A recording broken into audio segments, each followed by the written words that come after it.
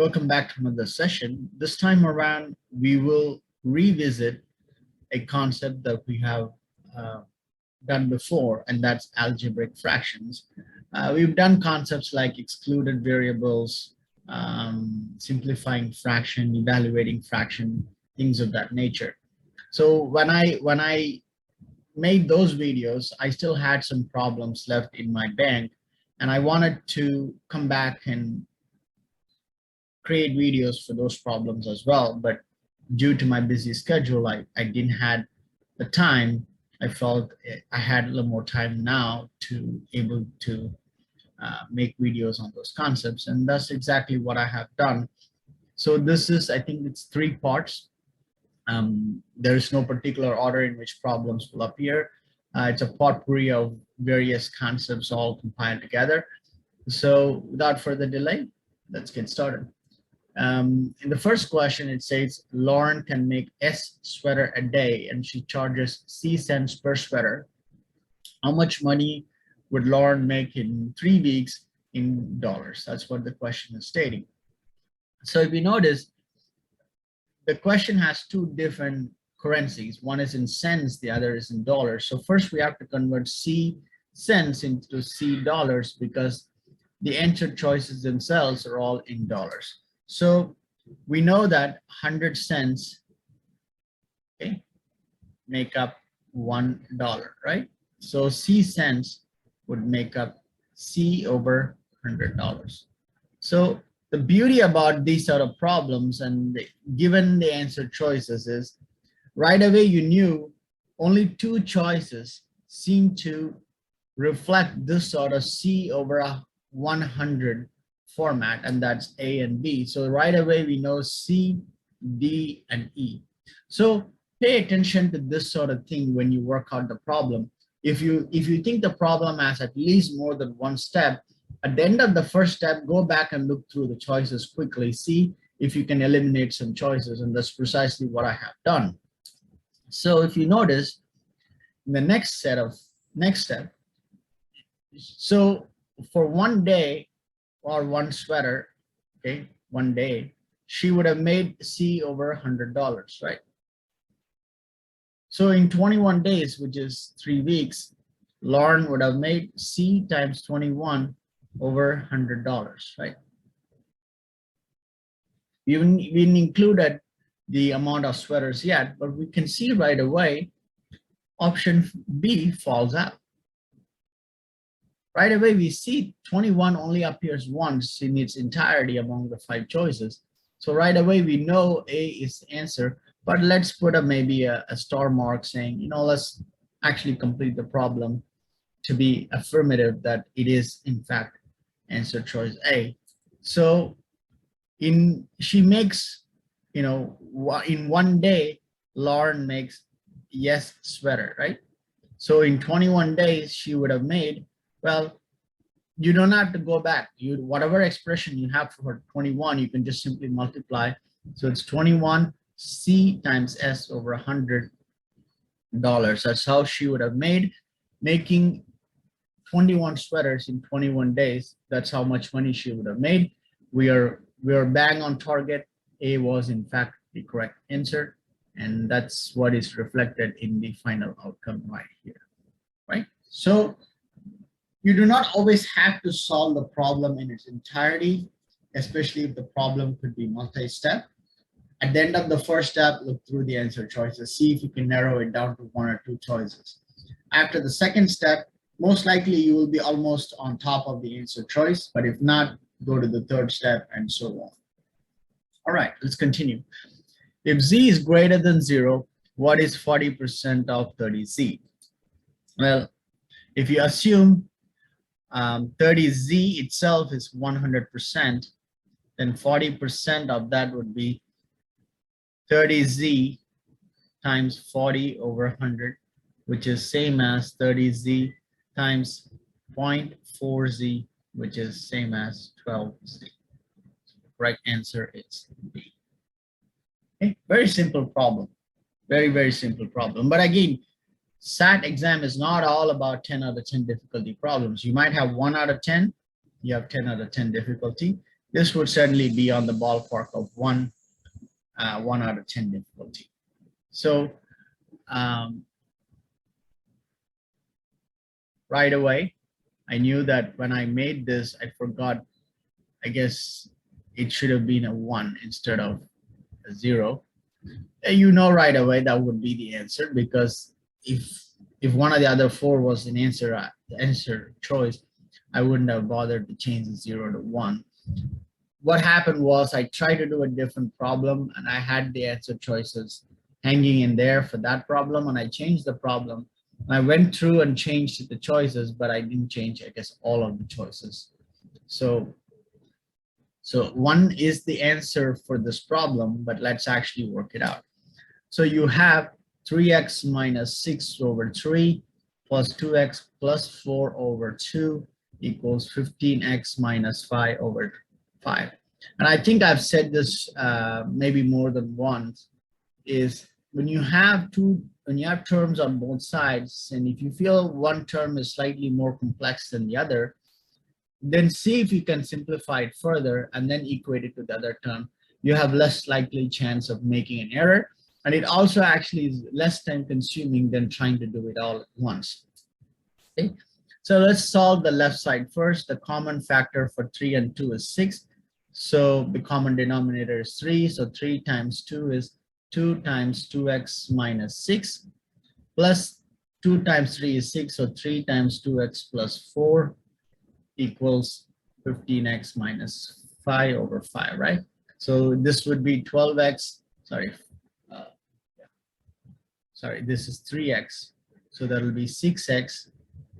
Let me strike it out. 6x minus 12 plus 6x plus 12 over 6 equals 15x minus 5 over 5.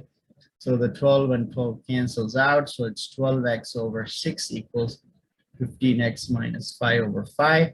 You can simplify this even further, which is 2 simplifies 2x equals 15x minus 5 over 5. So you can just cross multiply. It'll be 10x equals 15x minus 5. You bring the x's to one side, which would leave you to this, and x equals 1.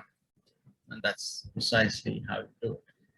You see, if you literally count the time I have taken, I mean, these videos are not edited. They're recorded just the way I have done it. So I didn't go back and edit time or anything. So these are live in a way. So if you take the timestamp for this, that's precisely how long it has taken me to solve the problem. Okay, so don't try to take any shortcuts. Okay, just do it, but be precise and have a plan. Okay, all right. Same thing for the next problem. X equals half. What is 1 over x plus 1 over x plus 4? I'm just going to draw a line here so we don't accidentally go into this problem right here. Okay.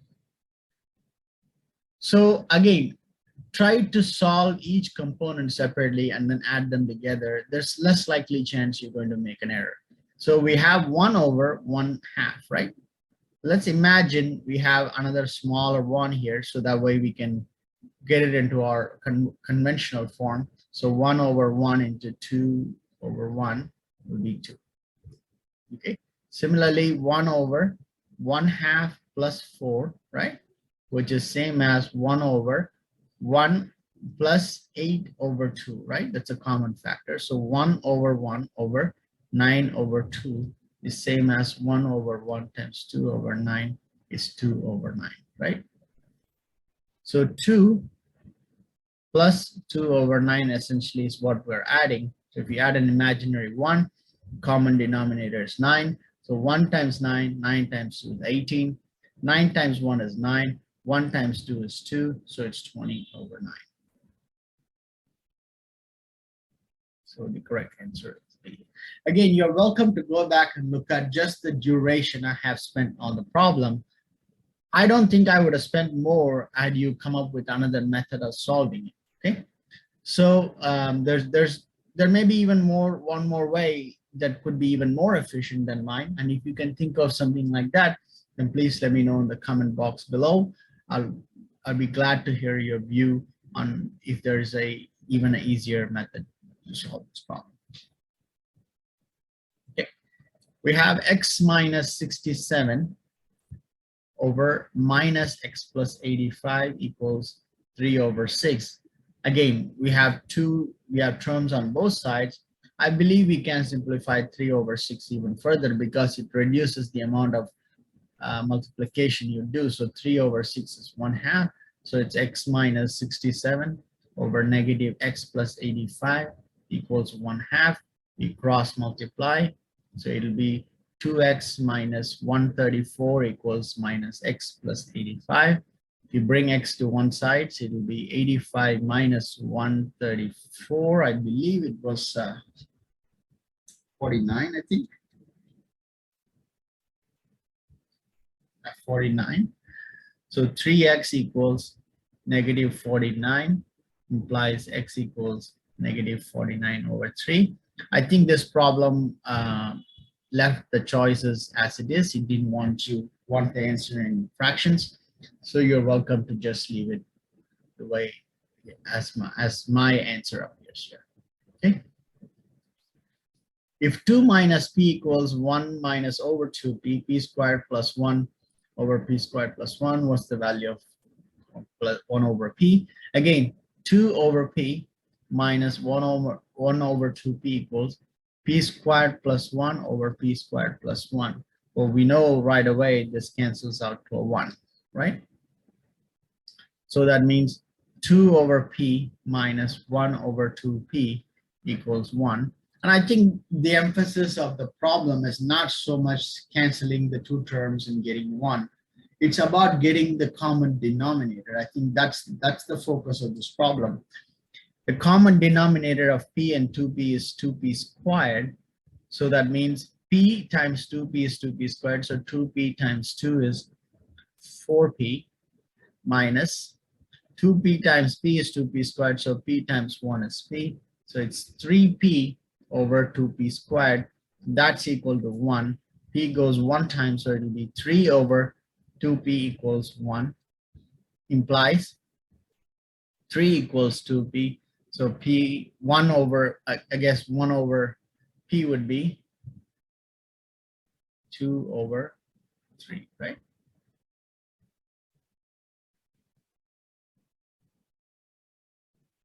One over p is 2 over 3, right? If you bring p this side, then you bring 3 to the other side.